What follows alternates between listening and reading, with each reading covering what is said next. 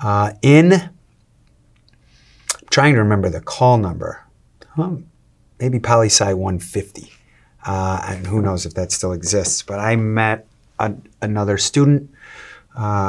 We were both pretty participatory. We raised our hand or spoke up in class, and I think we would leave class and sort of walk down the quad back to our respective resident towers. And in doing so, as the semester progressed, I think at some point the conversation of what are you doing this summer would come up.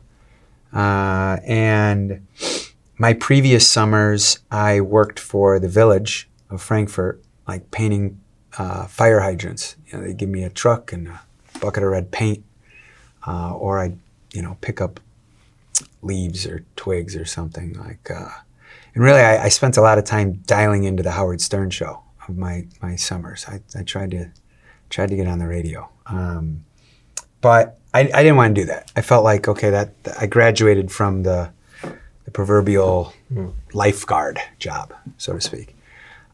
So we just started talking about maybe going into business, starting our own thing, working for ourselves. And so that bore not my first company, but my first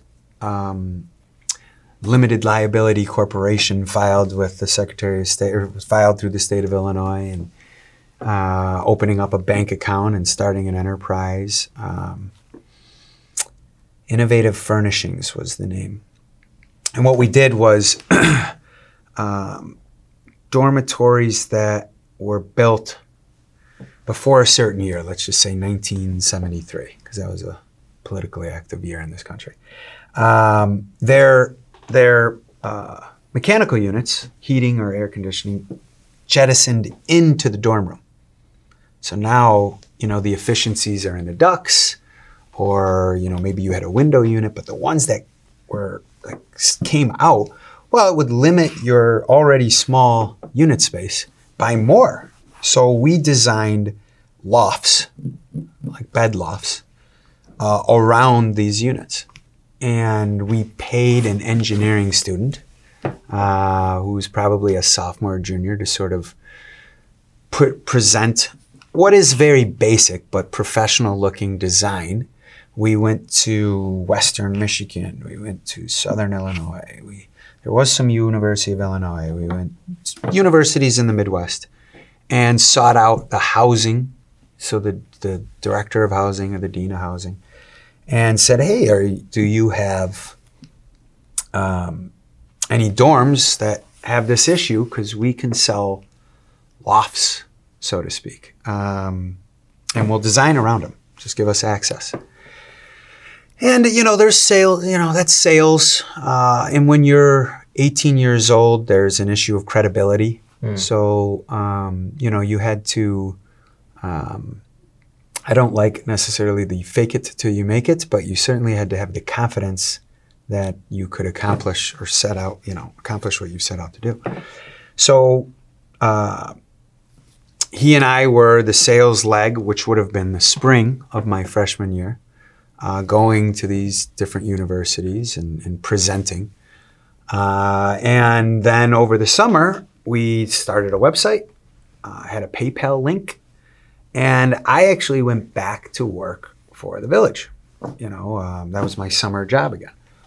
And I think sometime in June, my partner calls me, he says, I just checked the orders. You got to quit your job. We've got a ton of orders.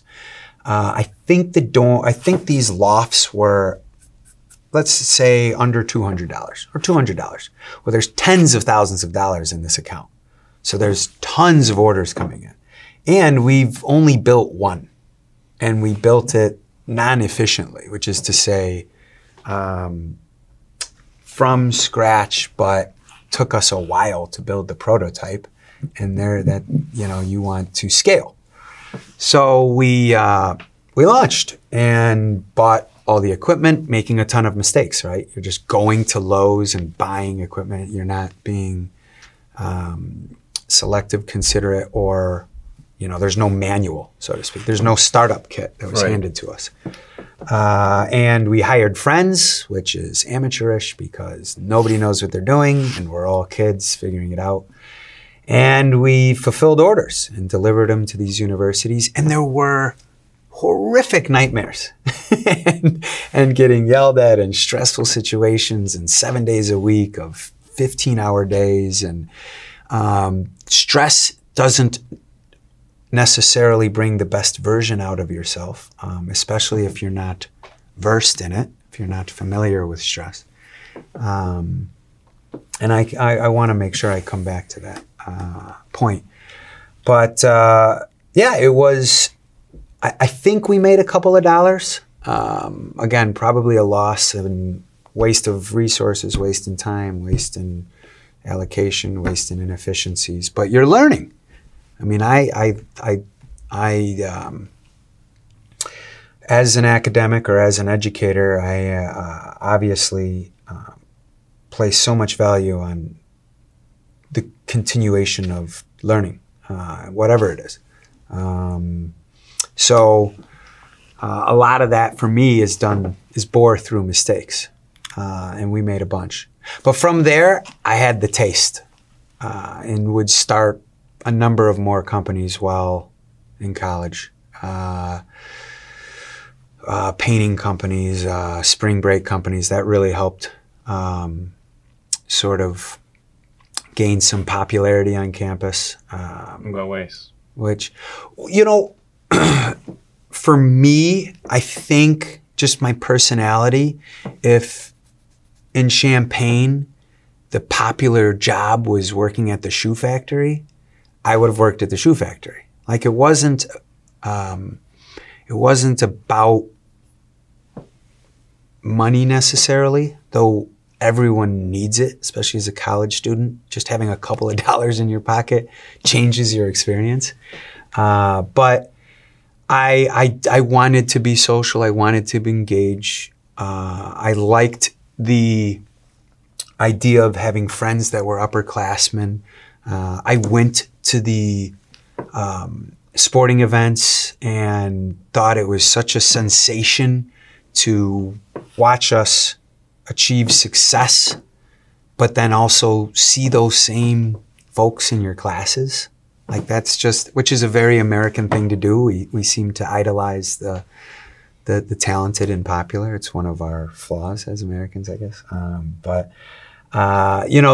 That was very exciting. So, I mean, I did join student organizations. I was in the Greek community. I begrudgingly got a bar job at a place called C.O. Daniels, which was 608 Daniel Street.